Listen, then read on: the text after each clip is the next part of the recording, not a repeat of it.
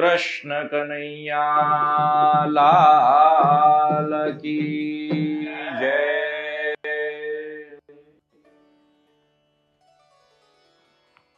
सच्चिदानंद रूपाय विश्वोत्पत्त्यादिहेतवे तापत्रय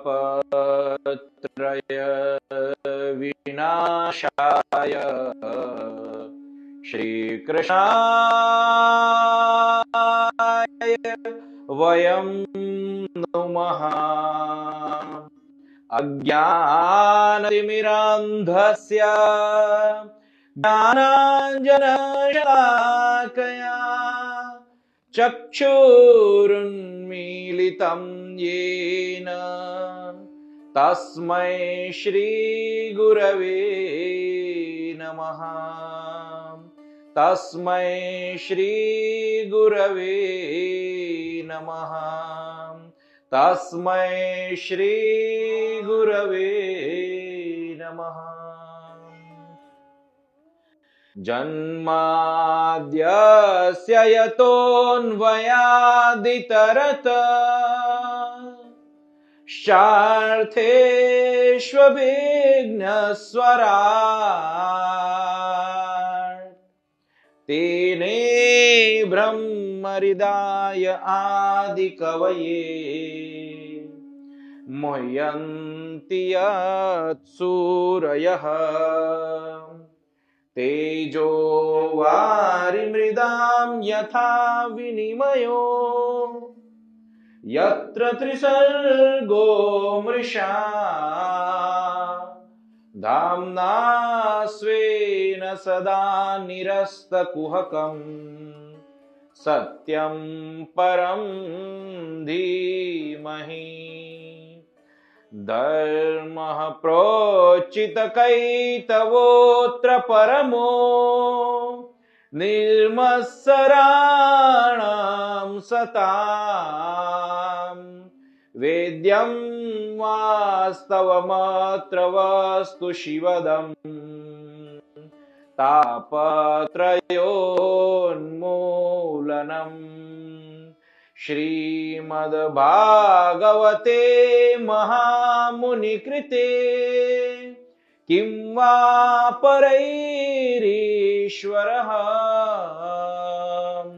सद्यो हृद्यवरुध्यतेऽत्र कृतिभिः शुश्रूषुभिः तत्क्षणात्। निगमकल्पतरोर्गलितं फलम् शुकमुखादमृतद्रवसंयुतम् पिबत भागवतं रसमालय मुहुरहो रसिका भुवि भावुकाः मुहुरहो रसिका भुवि भावुकाः यं प्रव्रजन्तमनुपेतमपेतकृत्यं द्वैपायनो विरहकातर आजुहाव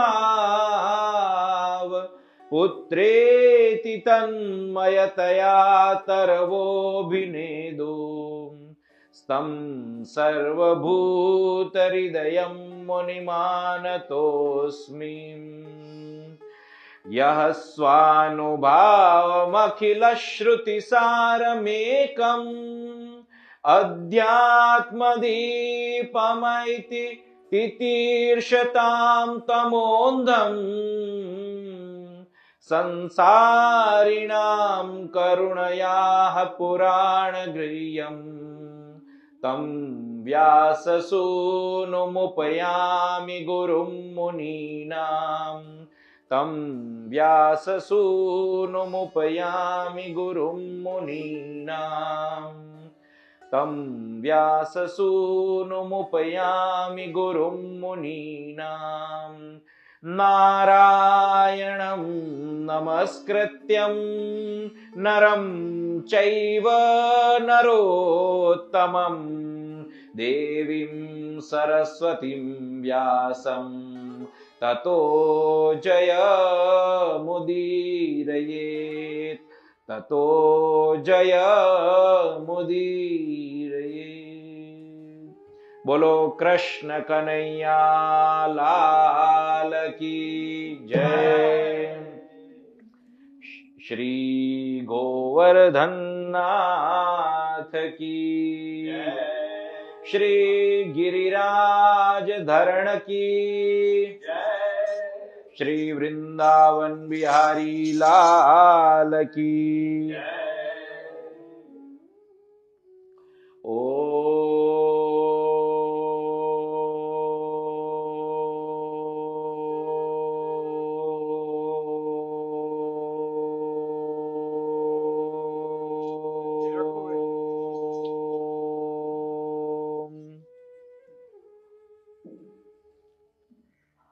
नमः पार्वती पतये हर हर महादेव हर।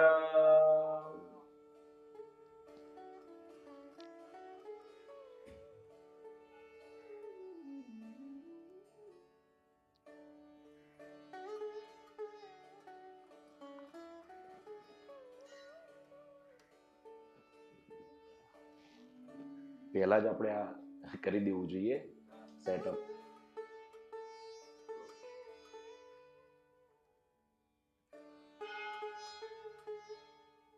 આવી ગયા બધા?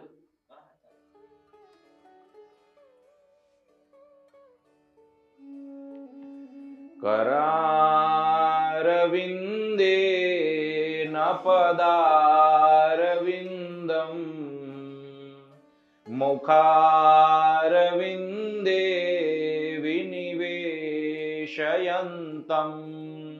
वटस्य पत्रस्य पुटे शयानम् बालं मुकुन्दं मनसा स्मरामि। हे कृष्ण गोविन्द हरे मुरारी हे नाथ नारायण वासुदेव जिहवे पिबा स्वामृतमेतदेव गोविन्द दामोदर माधवेति गोविन्द गोविन्द मुकुन्द कृष्ण गोविन्द गोविन्द रथाङ्गपाणि गोविन्द गोविन्द मनसा स्मरामि गोविन्द दामोदर माधवेति। ओ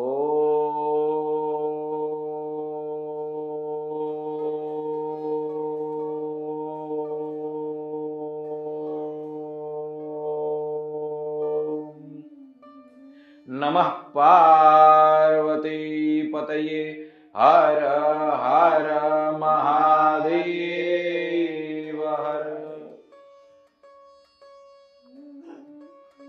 तो આપણે કાલે ભગવાને બંધન સ્વીકાર્યું ત્યાં સુધી પહોંચ્યા હતા.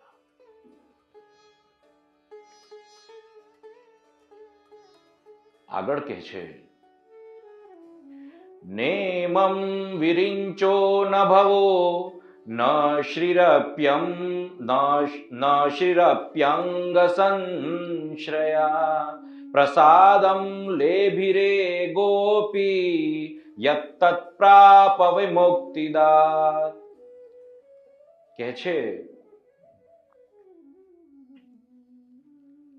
कि जो यशोदा जी को जो ये सुख प्राप्त हो रहा था, भगवान ने कृपा परवश होके जो बंधन स्वीकृत किया, ऐसा सुख ब्रह्मादि देव, साक्षात भगवान शंकर और उनके हृदय में वक्षस्थल में निवास करने वाले लक्ष्मी जी को भी ये प्राप्त नहीं होता है।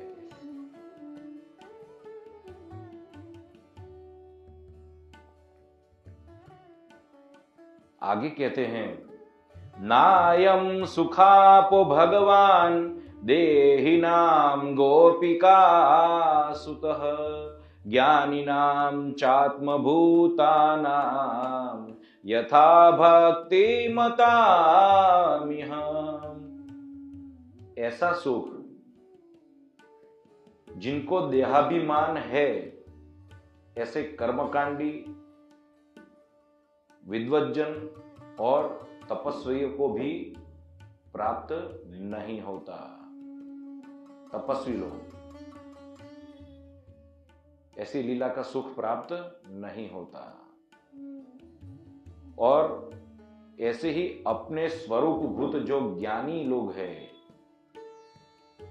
ज्ञानी लोग जो निर्गुण ब्रह्म की उपासना करते हैं, उनको भी ये सगुण ब्रह्म विषयक जो सुख है वो प्राप्त नहीं होता। वो होता है, लेकिन कब होता है? जब वो निर्गुण में से सगुण ब्रह्म की उपासना करेंगे, तब केवल जो शुष्क वेदांती लोग जो हैं, जो केवल निर्गुण ब्रह्म में मानते हैं और भगवान के अवतारों की अवहेलना करते हैं, उनको भी ये सुख प्राप्त नहीं होता। वो तो पाप के भागी बनते हैं। और इसलिए ही ये जो ज्ञान मार्ग है, उसमें कैसा है कि आपने सब सीढ़ियां पार कर ली, लेकिन एक गलती हुई तो वहां से नीचे गिरना है। इसलिए तो कहते हैं,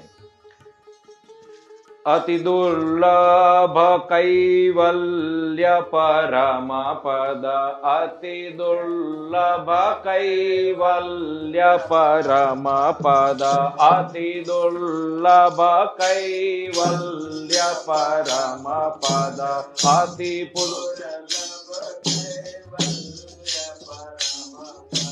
संत पुराण निगम आगम बद, संत पुराण निगम आगम बद, राम भजत सोई मुक्ति गोसाई, मुक्ति गोसाई, अनइच्छित आवई बरियाई।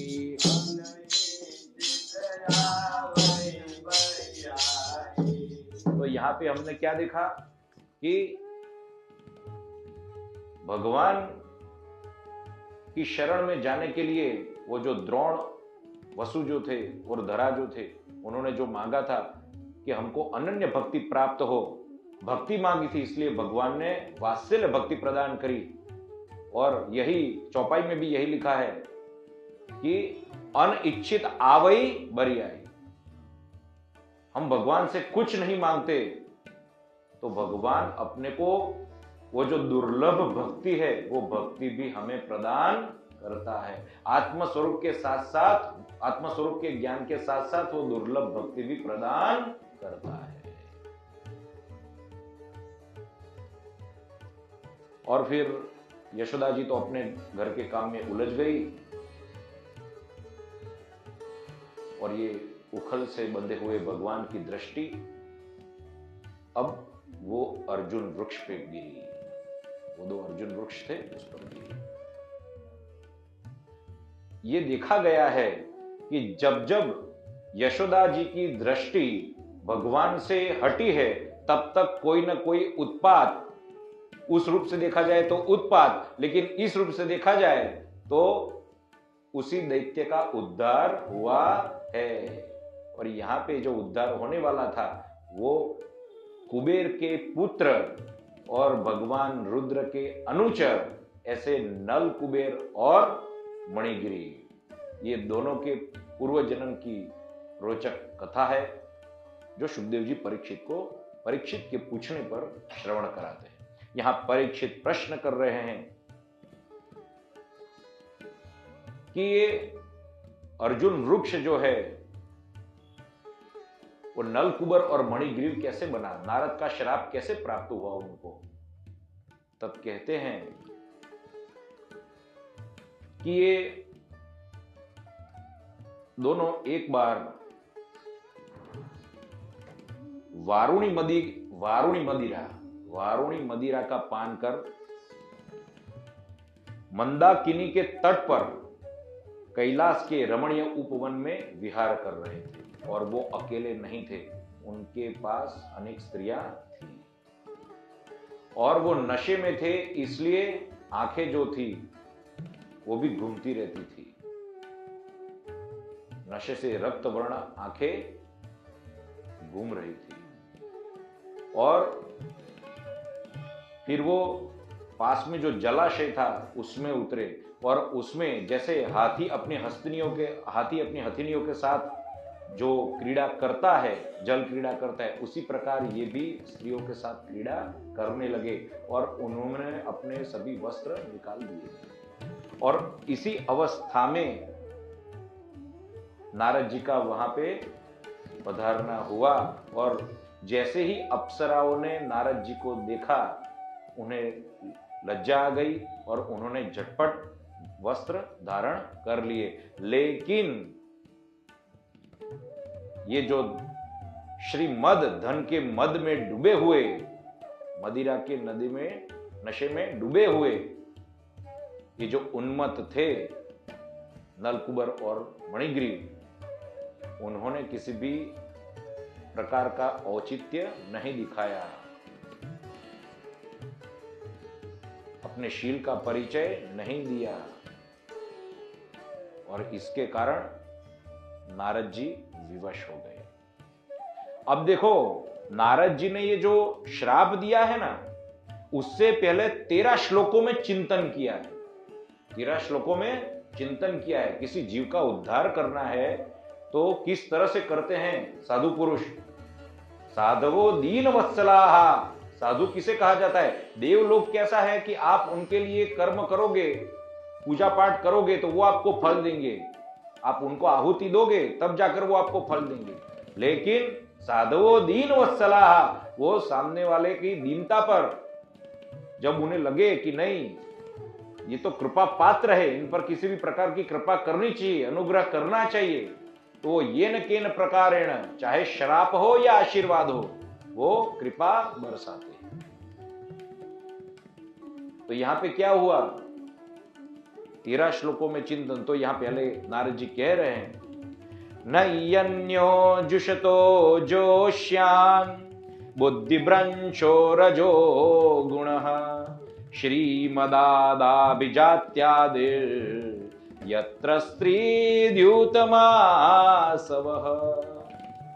नारद जी कह रहे हैं कि उच्च कुल में जन्म लेना या तो फिर रजोगुण से जो हिंसा आदि करते हैं ना, वो सब दोष जो है वो इतने घातक नहीं है मनुष्य के लिए जितने वो श्रीमद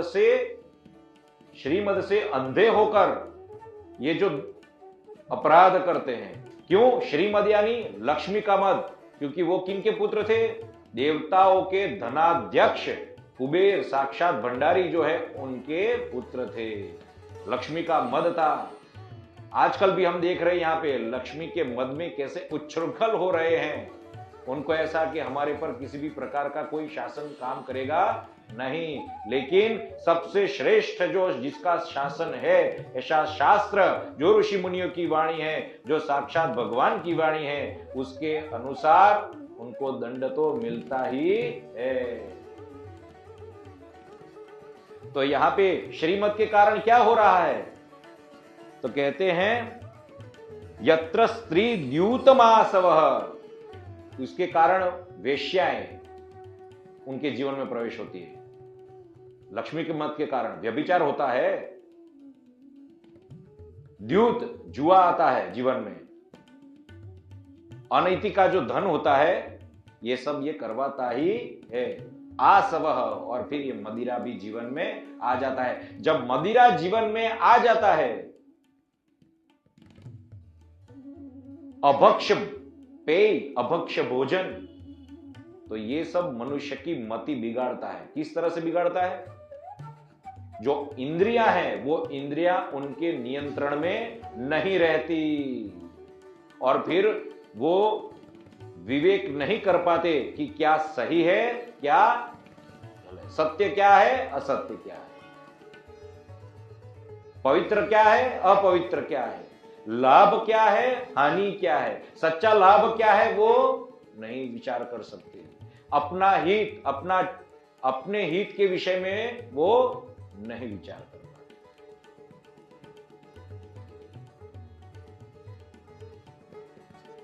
इसलिए कहते हैं नशा नहीं करना चाहिए।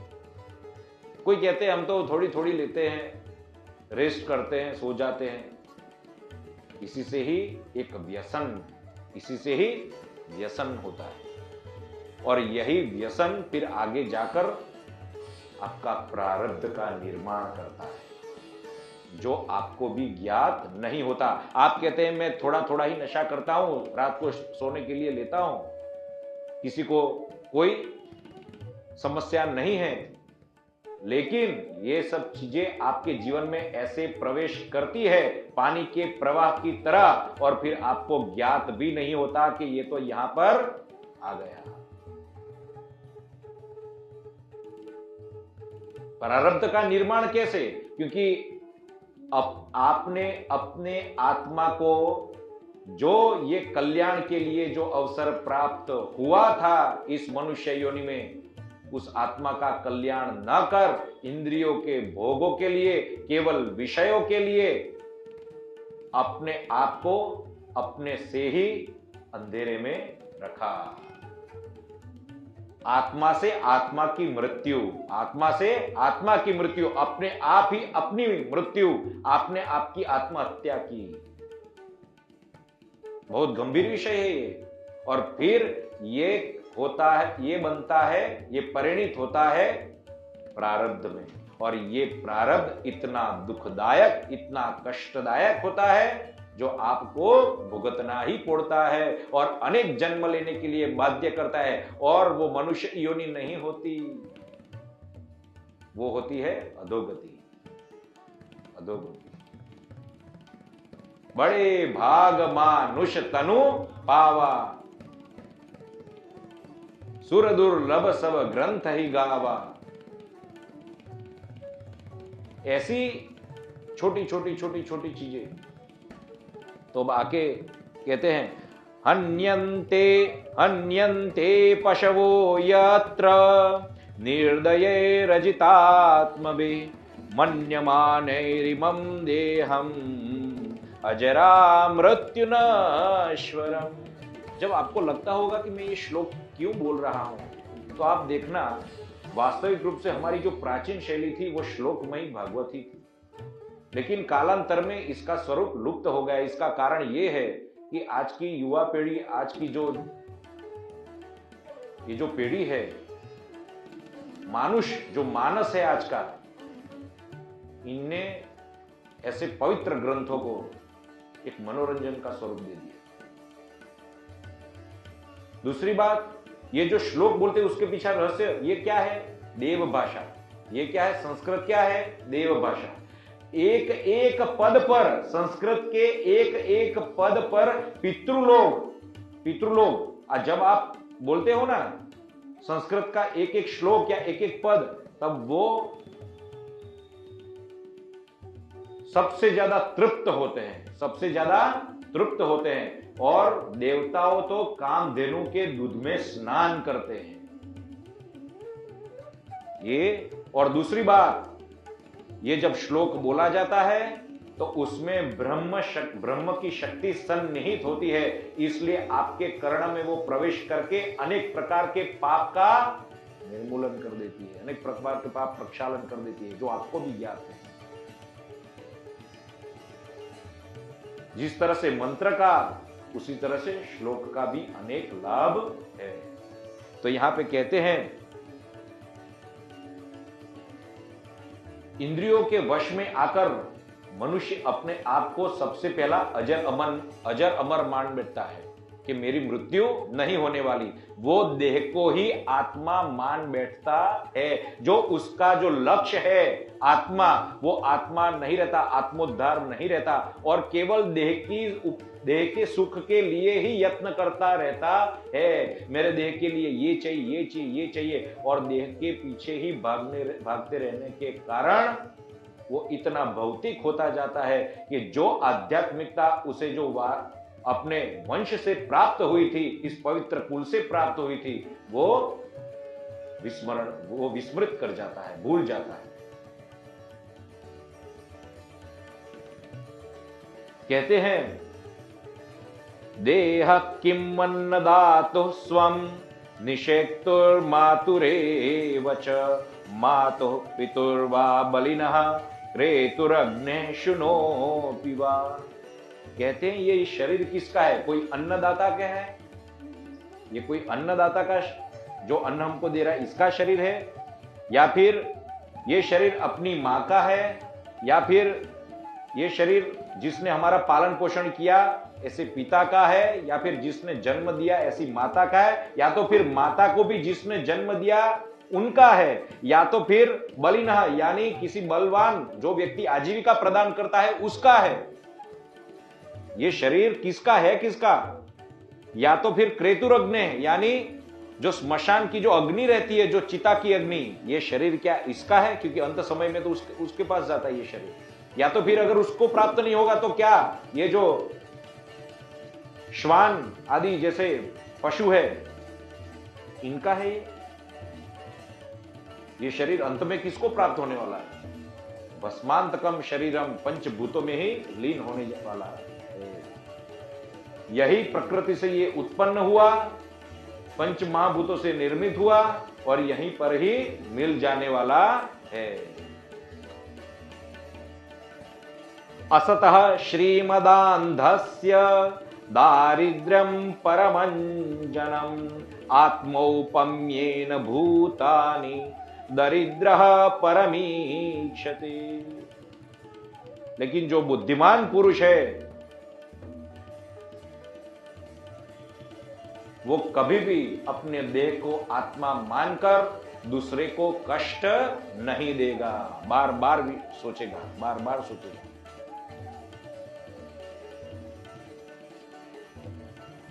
और इसका श्रेष्ठ उपाय नारद जी ने क्या निकाला? असतः श्रीमदान्धस्य दारिद्र्यम परमंजनम। जो श्रीमद से अंधे हो गए हैं, लक्ष्मी से अंधे हो गए हैं, अनैतिक धन जिनके पास आ गया है और उस धन के कारण जो अंध हो गए हैं, उसका श्रेष्ठ अंजन रूपी औषध क्या है? तो कहते हैं दारिद्र्यता। दरिद्रता। क्यों? आप सोचो कि दरिद्र होना कौन चाहता है? कोई नहीं चाहता है। लेकिन ये किसके पास हो रहा है? जो धन से छक गए हैं, अंधे हैं, इनके लिए का ये उपाय है। और दारिद्रता क्या करती है? तो कहता है दारिद्र व्यक्ति कभी भी दूसरे को पीड़ा नहीं पहुंचाएगा, क्योंकि जिसने स्वयं कांटा अगर एक बार चुभा हो, जिसको स्वयं कांटा चुभा हो, और वो चुभने की पीड़ा और उसके बाद उससे उत्पन्न हुए विकार की पीड़ा जिसको ज्ञात है, जिसको अनुभव है, वो कभी भी ये नहीं चाहेगा कि दूसरे को भी कांटा लगे। दरिद्रो निरहंस्तंभो मुक्तः सर्वमदैरिह कृच्छं यदृच्छयाप्नोति तद्धि तस्य परम तपः। प्रभु अपना पैर थोड़ा वो करो, पाप लगता है ना। दरिद्र जो व्यक्ति होता है उसको अहंकार नहीं होता। क्यों? अहंकार जैसा उसके पास, अहंकार करने जैसा उसके पास क्या रहता है? कुछ नहीं रहता। और इसीलिए वो अनेक प्रकार के मद से बचता रहता है। कहते हैं और कृच्छम यदृच्छयाप्नोति तद्धि तस्य परं तपः। और ये दरिद्रता के कारण उसको अनेक जो कष्ट उठाने पड़ते हैं, ये कष्ट उसका सहज तप बन जाता है बिना साधना के। वो क्या बन जाता है? तप बन जाता है। कैसे? नित्यम क्षुत्क्षाम देहस्य दरिद्रस्यान्न कांक्षिणः इंद्रियाण्यनुशुष्यन्ति हिंसापि विनिवर्तते। उनको नित्य प्रतिदिन अपने देह के पालन पोषण हेतु अन्न जुटाना पड़ता है, कष्ट सहन करना पड़ता है। तो ये एक प्रकार की उसके लिए एक तपस्या बन जाती है। उसको विशेष रूप से ध्यान लगाना नहीं पड़ता।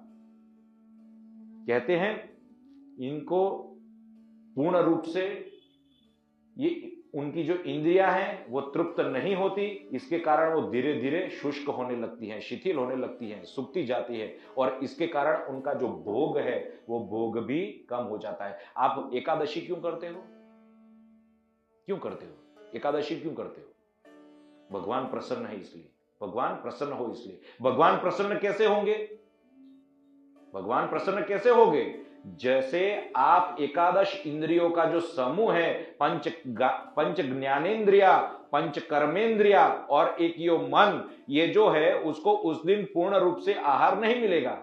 वास्तविक दृष्टि से तो ये कहा गया है कि केवल जलाहार करने का, लेकिन हम वो नहीं कर पाते हैं, तो केवल फलाहार करने का। और वो फलाहार करते हैं हम इसलिए थोड़ा भूखा रहते हैं, और वो जो भूखा रहने के कारण इंद्रिय तृप्त नहीं होती, और ये इंद्रिय बहिर्मुख न होकर अंतर्मुख होती है। उस दिन इसका विशेष भजनानंद प्राप्त होता है, विशेष भजन में और आनंद आता है, आध्यात्मिक चिंतन और बढ़ता है, और अपने हृदय में अंतःकरण में विराज रहे प्रभु को हम विशेष रूप से आराधित कर सकते हैं। तो ये तो एक दिन का हुआ, तो यहां दरिद्र की स्थिति कैसी है? इसलिए आप देखना जो बड़े से बड़े भक्त हुए ना, विशेषतः ज्यादातर अधिकतर वो निर्धन, दरिद्र, नरसिंह मेहता, सूरदास, मीराबाई थी महलों में रहने वाली, लेकिन अंत में क्या स्वीकारा था उसने?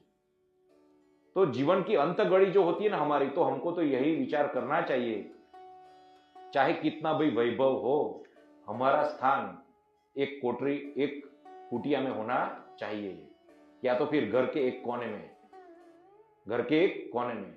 कई लोग मुझे पूछते हैं, हम अपने घर वालों से परेशान हैं, अब उनकी उम्र 70 तक हो चुकी है, 60-70 उम्र हो चुकी है, और फिर भी कहते हैं हम बहुत परेशान हैं। क्यों है परेशान? क्योंकि बालकों के कारण, उनके घर में अपनी ही प्रजा के कारण वो लोग कष्ट पाते हैं। अब उनमें दोष किनका? दोष अपना ही है, क्योंकि हमको ऐसे कीचड़ में, संसार में ध्यान नहीं रखना है। अब हो गया, बहुत हो गया, बहुत कर लिया आपने, अब कितना करोगे और कितना करोगे? अब जो भुगत रहा है वो उसका प्रारब्ध है। आपका लड़का लड़की जो भी दुख सुख जो भी भुगत रहा है वो क्या है? उसका प्रारब्ध है। अब उसके प्रारब्ध में आप भागी क्यों होना चाहते हो? आप अपना जीवन जियो, आप अपना जीवन जियो, उनके निर्णय उनको, हाँ अगर पूछने आता है तो बताओ, या तो फिर गलत कृत्य करने जा रहा है तो एक बार उसको बता दो ये गलत है बेटा, ये नहीं करना चाहिए, लेकिन उनके पीछे मत पड़ जाओ। अपना पहले सोचो, आपका जीवन किस लिए? आपका जीवन किस लिए है? कई लोग ऐसे ही अपना पूरी युवानी संघर्ष में लगा देते हैं, और अंत तक जब सुख प्राप्त होता है तो वो सुख भी नहीं देखते, और उनके दुखों में सहभागी होकर आप अपनी जीवन बिगाड़ बैठते हैं।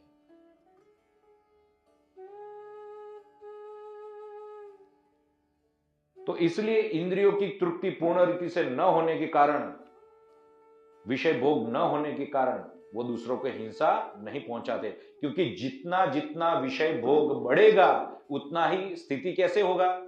आपको ये पता है क्या? आपको या हमको आलू वड़ा अच्छे लगे, हमने खाए, क्या वो दूसरी बार कभी भी हमारा मन नहीं करेगा खाने को?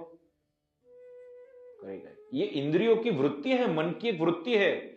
यज्ञ में जैसे आप घी की आहुति डालते हो, वैसे ही अपने इंद्रियों को विषयों से तृप्त करोगे तो इंद्रिया दूसरी बार और मांगती ही रहती है, मांगती ही रहती है, मांगती ही रहती है, और वो कभी पूर्ण नहीं होता। इसका अर्थ क्या? क्या हमको कभी भी विषय भोग नहीं करना चाहिए? ऐसा नहीं कहा। विषय भोग करो, लेकिन संयत चित से, भगवान को अर्पित करके, भगवान के बनकर। और मन में ये नहीं रखना है, मन में तो यही रखना है कि जीवन है तत्व जिज्ञासा के लिए, जीवन है तत्व जिज्ञासा के लिए।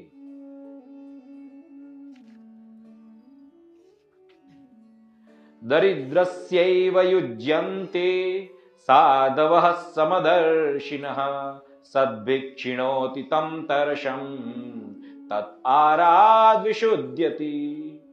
कहते हैं साधु पुरुष तो समदर्शी होते हैं, साधु पुरुष समदर्शी होते हैं, लेकिन फिर भी उनको दरिद्र ज्यादा सुलभ होते हैं, उनको दरिद्र ज्यादा सुलभ होते हैं। क्यों? आप देखना, बहुत कम ऐसे धनवान होंगे जो सत्संग का संग करेंगे। धनवान कितने, ऐसे कितने धनवान हैं जो सत्संग करते हैं, और ऐसे कितने दरिद्र हैं वो सत्संग करते हैं। दूसरी बात, जो धनवान होते हैं उनके पास तीन चीजें रहती हैं, धन, धन का अभिमान, धन, धन का अभिमान, और धन की तृष्णा, और धन बढ़े और धन बढ़े। लेकिन वो दरिद्र में धन नहीं होता, तो फिर उसके साथ जुड़ा हुआ अभिमान नहीं होता, अब रही खाली तृष्णा, तृष्णा रहती है उसमें। लेकिन वो तृष्णा भी साधु पुरुषों के संग में आने के कारण वो तृष्णा भी निवृत्त हो जाती है, और इसके कारण उसका परमार्थ तुरंत सिद्ध होता है, उसका भला तुरंत होता है। कहते हैं ना, चांदी को सुवर्ण मणि का, ये जो पारस मणि रहता है ना, वो चांदी को, रजत को स्पर्श करेगा तो सुवर्ण नहीं बनेगा, लेकिन लोहे को स्पर्श करेगा तो सुवर्ण बन जाएगा। समझ गए? मूल्यवान कौन है? रजत, चांदी लोहे से ज्यादा है, फिर भी चांदी को नहीं करता है पारस मणि, किसको करता है? लोहे पर। यही ये स्वर्णमणि वो साधु पुरुष है, लोहा वो दरिद्र है। कहते हैं साधूनां समचित्तानां मुकुंद चरणैषिणां उपेक्षे किं धनस्तंभैर् असद्भिर सदाश्रय। जो सच्चे साधु पुरुष होते हैं ना, उनको, कौन सच्चे साधु पुरुष? कैसे लोग? मुकुंद चरणैषिणाम, जिनको केवल भगवान मुकुंद, मुकुंद यानी जो मुक्ति देने वाले हैं, ऐसे भगवान मुकुंद के पादारविंद का, मकरंद का जो रसपान करने वाले हैं नित्य रूप से, ऐसे साधु पुरुष कैसे धनवान का आश्रय नहीं लेंगे? ऐसे धनवान जो दुराचरण वाले लोग हैं, इनको जो आश्रय देता है या फिर इनको जो आजीविका देते हैं, ऐसे दुर्जन दुराचारी ऐसे धनवानों का आश्रय क्यों लोगा? वो स्वयं खोजता हुआ दरिद्र के पास ही जाता है जानबूझकर, या तो फिर राजा अम्बरीश जैसे लोगों के पास जाता है, जिनको धन का अभिमान नहीं है, धन होते हुए भी। राजा जनक जैसे राजा थे, फिर भी धन का अभिमान नहीं था। तो ऐसे लोग तो उपेक्षा के ही पात्र है। ये आप सोचो, 13 श्लोकों में नारद जी ने विचार किया है श्राप देने से पहले कि इसका भला कैसे करना है, और फिर बाकी के 2 श्लोक में उन्होंने श्राप दिया है। ऐसे नहीं डायरेक्ट जाकर श्राप दे दिया। साधु पुरुष बहुत विचार करते हैं, इसलिए कहते हैं कि ये दोनों ने अब मदिरा के पान में इतने छक गए हैं, अब इसका एक ही उपाय है, दरिद्रता। और ये जैसे नंगे हो गए हैं, तो नंगा कौन रहता है? वृक्ष भी नंगा ही होता है। तब इसको वृक्ष योनि देने दो, जैसे वृक्ष योनि में यातना सहन करेगा तो तब उसे ज्ञात होगा। लेकिन फिर एक कृपा करी है, अतोर्हतः स्थावरताम स्याताम नैवं यथा पुनः स्मृते स्यान्मत्प्रसादेन तत्रापि मदनुग्रहात्। भले वृक्ष योनि में जाए, लेकिन मत प्रसादेन, मेरे प्रसाद यानी मेरे कृपा के कारण इनको भगवत स्मृति बनी रहेगी। वो भगवान की स्मरण करता रहेगा, भगवान का स्मरण करते रहेंगे वो लोग।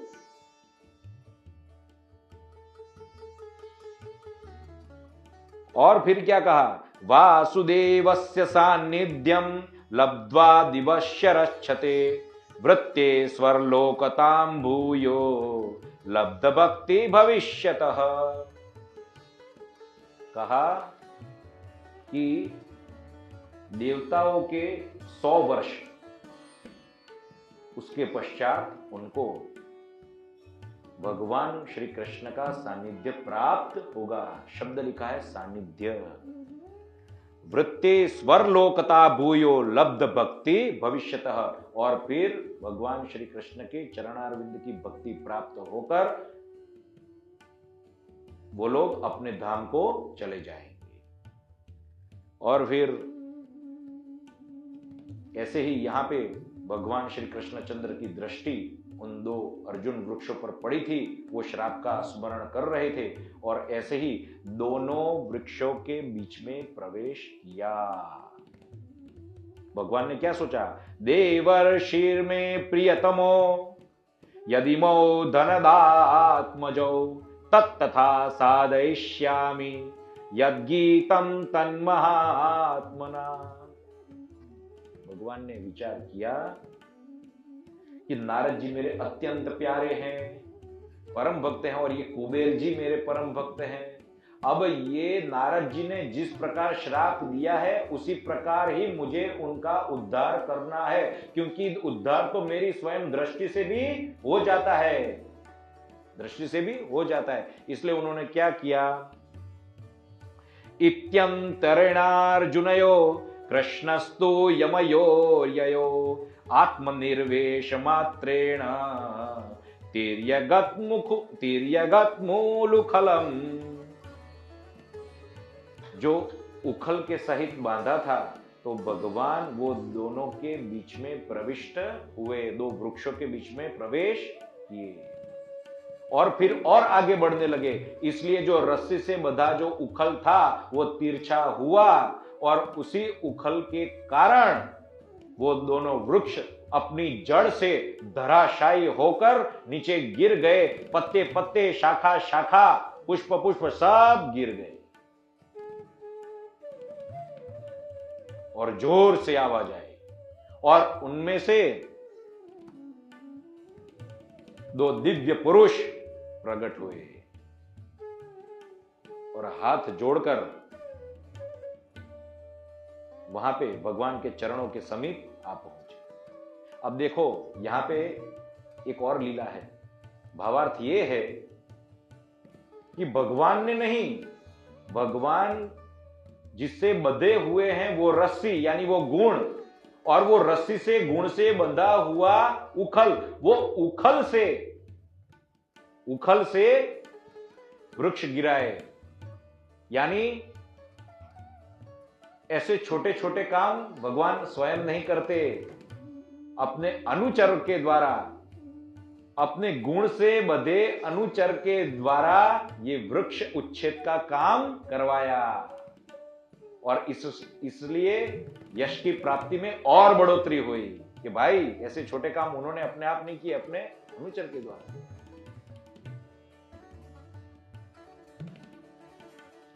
और दूसरा, बीच में प्रवेश किया इसलिए दोनों का उद्धार हो, बीच में प्रवेश किया इसलिए दोनों का उद्धार हो।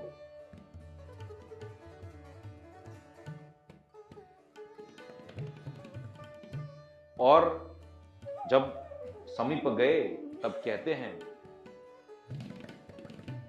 कृष्ण कृष्ण महायोगी त्वमाद्य पुरुषः परः व्यक्ता व्यक्तमिदं विश्वं रूपम ते ब्राह्मणा विदो।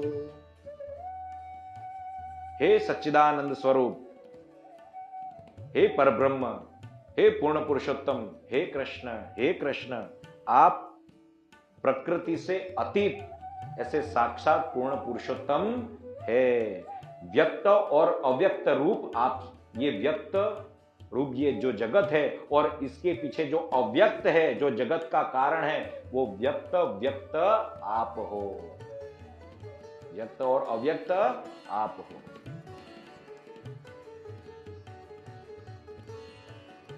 कहते हैं तस्मै तुभ्यं भगवते वासुदेवाय वेदसे आत्मद्योत गुणैश्छन्नम अहिम्ने ब्रह्मणे नमः। समस्त प्रपंच के विधाता, हे भगवान आप समस्त दृश्य प्रपंच जो है उसके विधाता, इसका क्या, कौन से समय पे क्या करना है, ऐसे विधाता कौन हो? आप हो। और ये जो गुण है सत्व रजस तमस, ये किनके द्वारा प्रकाशित होते हैं? आपके द्वारा। और यही गुणों के द्वारा आप अपनी महिमा को छुपाए रखे हो। अपने आप को आप प्रकाशित नहीं करते, केवल अधिकारी लोगों के सामने आप प्रकाशित करते हो। इसलिए कहते हैं, और फिर आगे बहुत सुंदर श्लोक, स्तुति का सबसे सुंदर श्लोक, वाणी गुणानुकथने श्रवणो कथायाम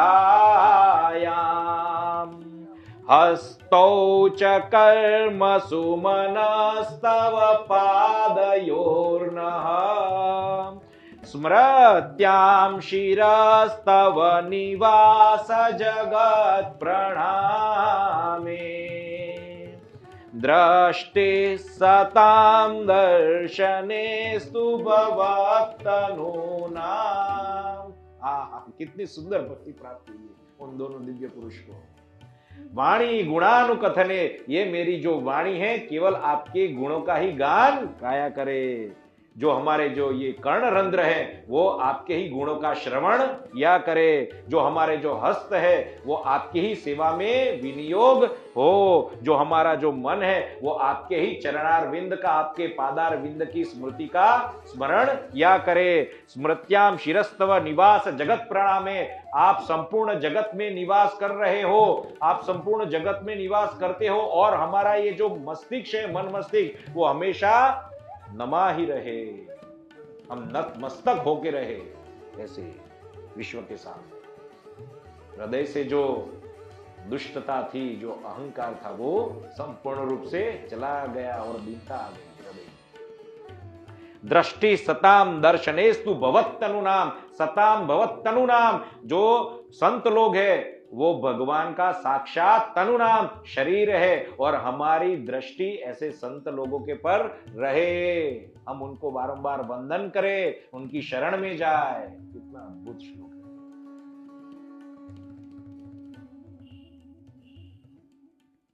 आपको याद हो गया ये? क्या? उन्हें एक बार फिर।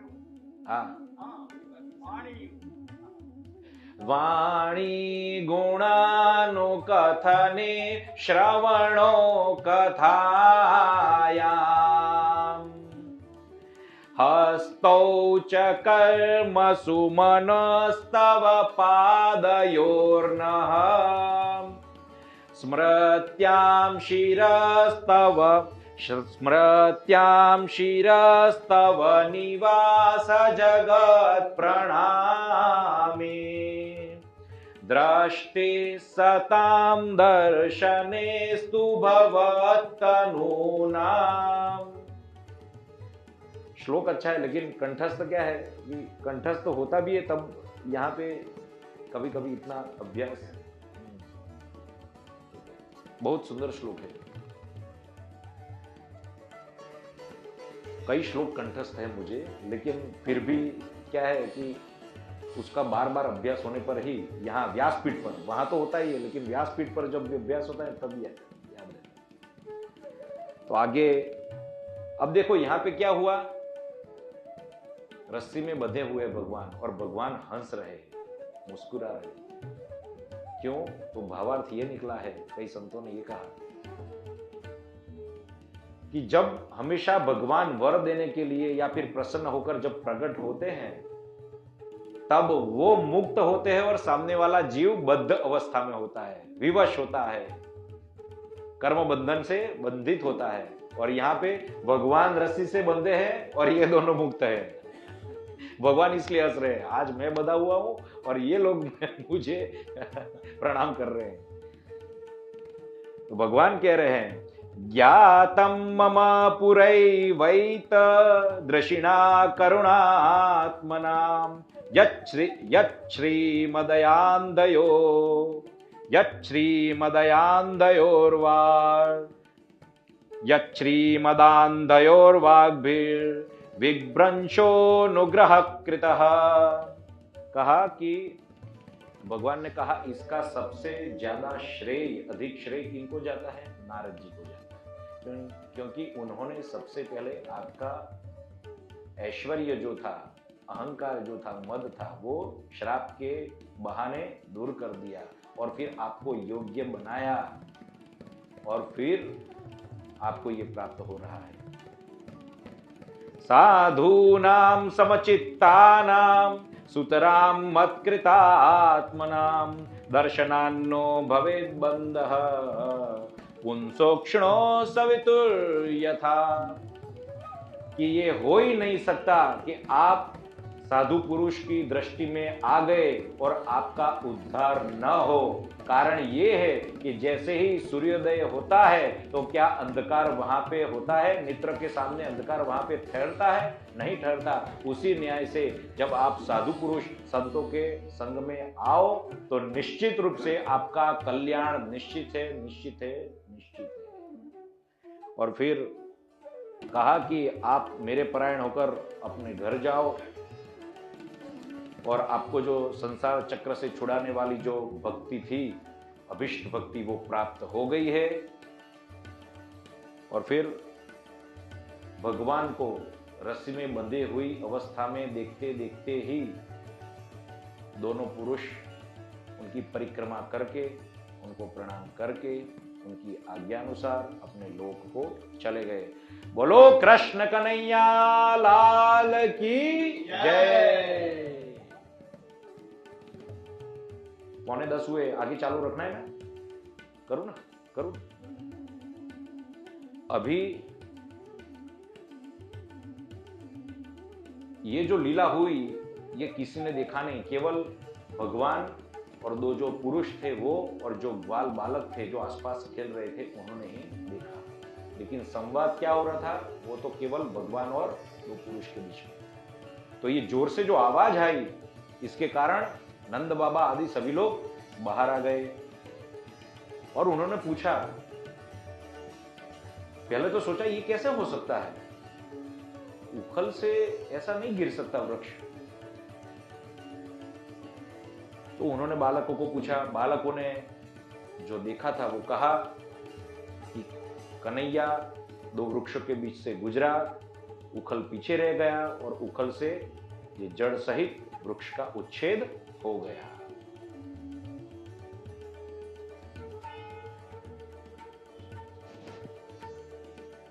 तो पहले नंद बाबा को ये बात सत्य नहीं लगी, फिर गोपियों ने भी, बाल बालकों ने भी जो पहले घटित हुआ था, जितनी लीलाएं की, उनके विषय में सोचा कि भाई पूतना समय भी यही हुआ था, तृणावत के समय भी यही हुआ था। तो सब आश्चर्यजनक घटनाएं होती रहती है। फिर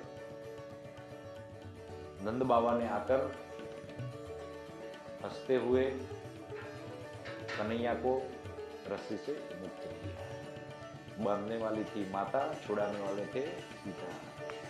भगवान को किसी भी प्रकार का बंधन नहीं होता, वो नित्य मुक्त। वैसे आत्मा की एक अवस्था बताई गई है एकादश स्कंद में उद्धव जी के प्रश्न पर।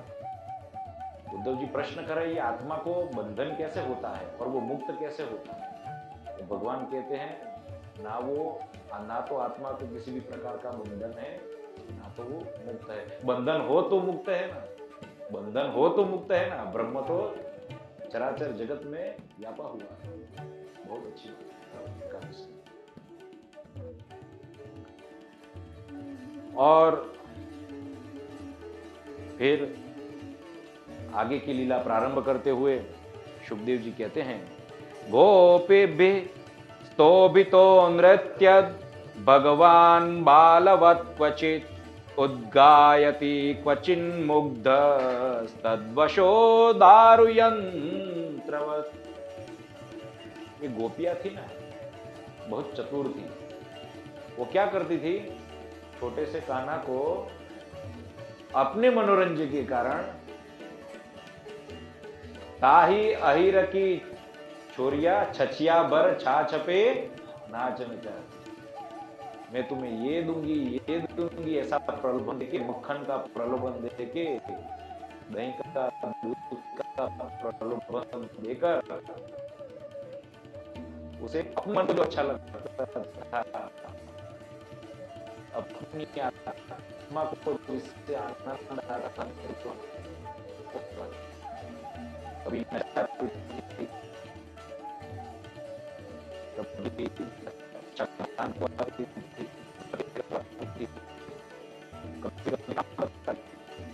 ये ले आओ, वजन तोलने के जो रहते हैं वो ले आओ, और वो थोड़ा, और फिर भाव को जैसे पहलवान करता है ना, ऐसे ठोकता, देख में ले आया, वो मस्त रहता। गोपियां खुश हो जाए, प्रसन्न हो जाए। सुखदेव जी कह रहे हैं, दर्शयन् तद्विदाम लोक आत्मनो भृत्यवश्यताम व्रजस्यो वाह वै हर्षम भगवान बालचेष्टितैः। इस प्रकार सर्वशक्तिमान भगवान जो है वो बाल लीलाओं से ब्रजवासियों को आनंदित करते थे, और संसार में जो लोग उनको, उनके रहस्य को जो जानने वाले थे, वो इनका पूर्णतया लाभ उठाते थे, आनंद करते थे। अन्य लोगों को ये बात पता नहीं थी।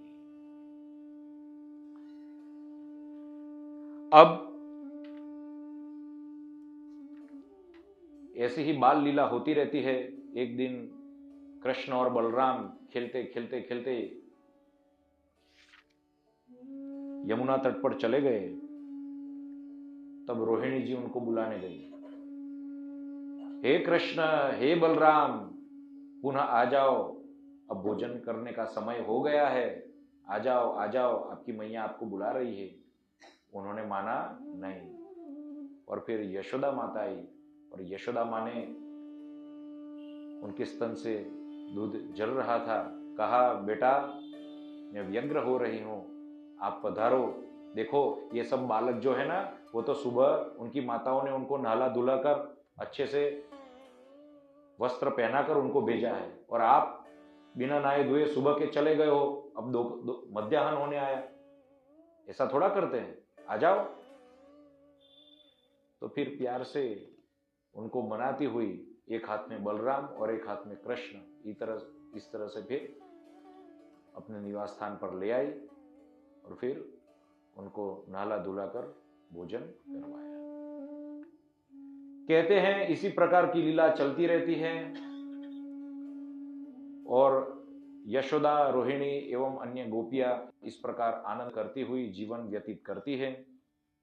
और ऐसे ही एक दिन नंद बाबा आदि बैठे थे, तब उपनंद जो ज्ञान वृद्ध थे, इनको ज्ञात था कौन से समय पे क्या करना चाहिए क्या नहीं करना चाहिए, बहुत बूढ़े थे। उन्होंने सभी को बुलाकर कहा कि देखो, इतने उत्पात मच गए, कोई ना कोई असुर आता रहता है, और ये दोनों बालकों को, विशेषतः कृष्ण बलराम को परेशान करता रहता है। तो हमको अब यहां से स्थानांतर करना चाहिए, यहां से चला जाना चाहिए। कहां जाना चाहिए? तो वृंदावन जाना चाहिए, क्योंकि वृंदावन में भी हमारी गौओं के लिए पर्याप्त जल, घास आदि है, और वहां यमुना तट है, गोवर्धन पर्वत है, तो ये सब इतने सुंदर स्थल है, तो वहां पे हम लोगों को और आनंद आएगा और हम वहां पे सुरक्षित है। तो सब लोगों ने सम्मत होते हुए सामग्रियों को इकट्ठा कर छकड़ों पर रखा। कृष्ण बलराम जी भी छकड़े पर बैठ गए, सभी बच्चे अपने अपने छकड़े पर बैठ गए। गायों बछड़ों को आगे किया, स्त्री बच्चों को छकड़ों पर बिठा दिया और हाथ में धनुष लेते हुए नंद बाबा और गोपगण सभी लोग वृंदावन की ओर प्रयाण करने लगे। और फिर वृंदावन जब आया तब वहां पे ये छकड़ों का अर्धचंद्राकार आकार बनाकर वहां पे एक गौओं के लिए विशेष रहने का स्थान बनाया। और जब उन्होंने ये यमुना पुलिन, यमुना तट देखा, गोवर्धन की तलहटी देखी, गोवर्धन पर्वत देखा, अनेक प्रकार के वृक्ष, लताएं, जलाशय, सरोवर, ये सब देखा, तो कृष्ण बलराम और आदि गोपगण इतने प्रसन्न हो गए, इतने प्रसन्न हो गए कि वो हमेशा प्रसन्न ही रहते थे, हमेशा प्रसन्न ही रहते थे, इतने प्रसन्न हो गए, हमेशा प्रसन्न। इसलिए वृंदावन एक ऐसी स्थली है जहां पे नित्य प्रसन्नता, नित्य प्रसन्नता, आप जैसे वहां पे जाओगे वहां पे प्रसन्नता चाहिए। तो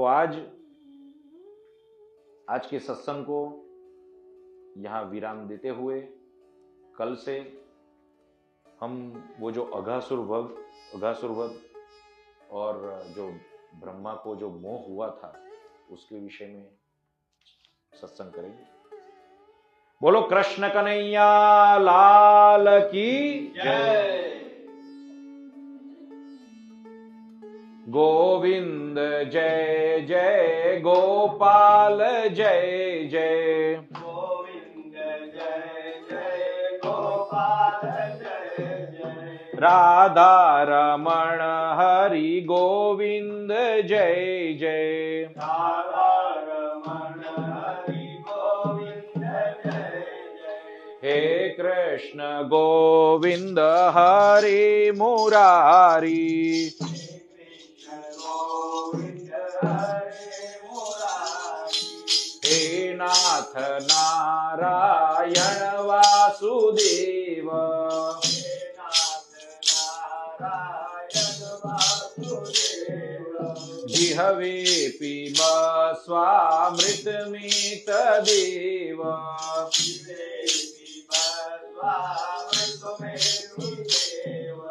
गोविंद दामोदर माधवेति, गोविंद दामोदर माधवेति, हे कृष्ण यादव हे सखेति, हे कृष्ण यादव सखेति, गोपाल गोवर्धन नाथ विष्णु, गोपाल गोवर्धन नाथ विष्णु, श्रीमन्नारायण नारायण नारायण, श्रीमन्नारायण नारायण नारायण, श्रीमन्नारायण नारायण नारायण, श्रीमन्नारायण नारायण नारायण, भजमन नारायण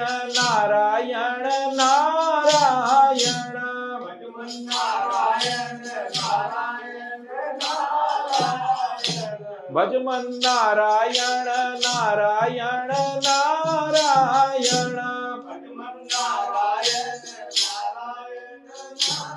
नारायण, लक्ष्मी नारायण नारायण नारायण, लक्ष्मी नारायण नारायण नारायण, लक्ष्मी नारायण नारायण नारायण, लक्ष्मी नारायण नारायण नारायण। बोलो कृष्ण कन्हैया लाल की जय।